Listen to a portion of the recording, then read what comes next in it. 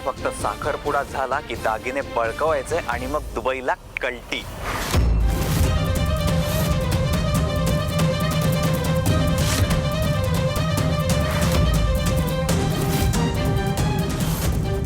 मग फक्त तू आणि मी.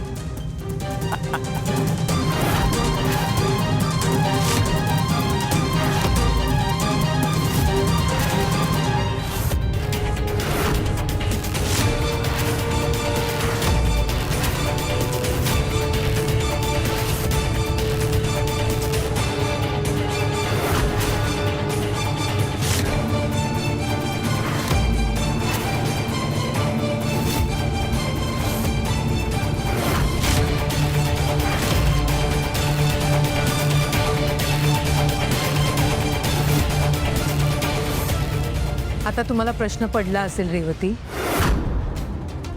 की मला तुमच्या भेटीबद्दल कसं कळलं.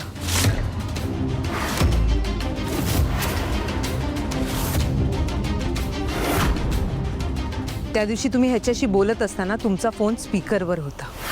तुम्हाला शेवटचं समजवण्यासाठी मी तिथे आले आणि तुम्हा दोघांचं बोलणं माझ्या कानावर पडलं. हा तुम्हाला स्वतःचे मोठे मोठे प्लॅन सांगत असताना मला ह्याचा डाव लक्षात आला आणि मी ठरवलं की ह्याला पुरावा निशी सगळ्यांसमोर उघडं पाडायचं. रेवती, मी तुम्हाला त्यावेळेला सांगितलं असतं तर तुम्ही पुन्हा मला चुकीचं समजलं असतं, माझ्यावर विश्वास ठेवला नसता. म्हणून मी तुमचा पाठलाग केला.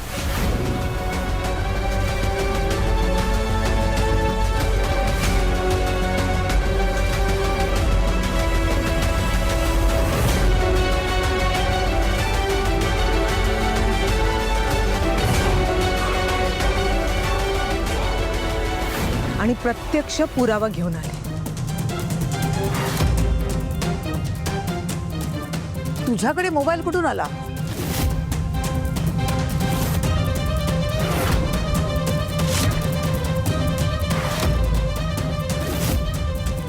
आई, तो माझा मोबाईल होता, मीच दिला होता तो पिहूकडे.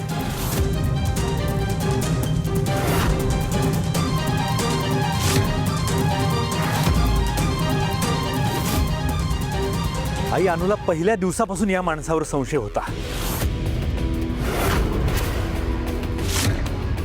आणि कुठेतरी मलाही अनुचा संशय खरा वाटत होता.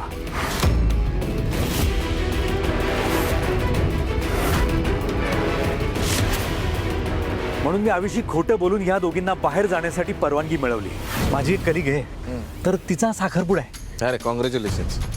अरे तसं नाही, आणि तिच्या हातावर मेहंदी काढायला जी मुलगी येणार होती ना, तिने अचानक तिला जमत नाहीये असं सांगितलं. अनुला पाठवू का, म्हणजे मला फेवर हवा होता रे. पहिल्या वेळी याने अनुला खोटं ठरवलं कारण तिच्याकडे पुरावा नव्हता.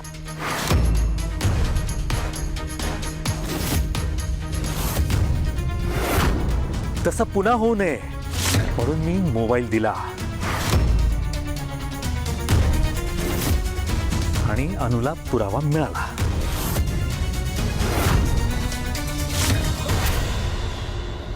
याचा खरा प्लॅन तुमच्या सगळ्यांसमोर दाखवायचाच होता.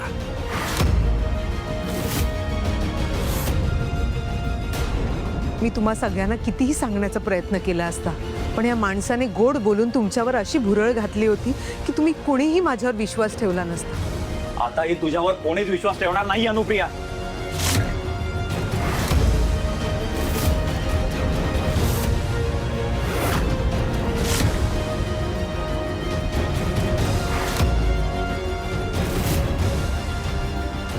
दादा, अहो तुमच्या बायकोने मला बदनाम करण्याचा कट रचलाय. आणि हे व्हिडिओज वगैरे ना आजकाल हे AI च्या माध्यमातून बनवता येतात, त्यात काही विशेष नाहीये. अहो तो मी नाहीच आहे.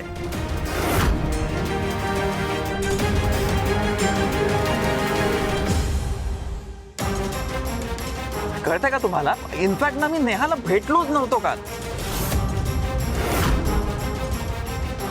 तुमचा विश्वास नाही बसत आहे ना, एक काम करा, नेहाला विचारा.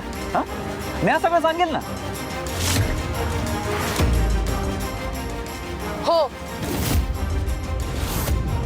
खरं काय आहे ते मीच सांगू शकते कौस्तुभ.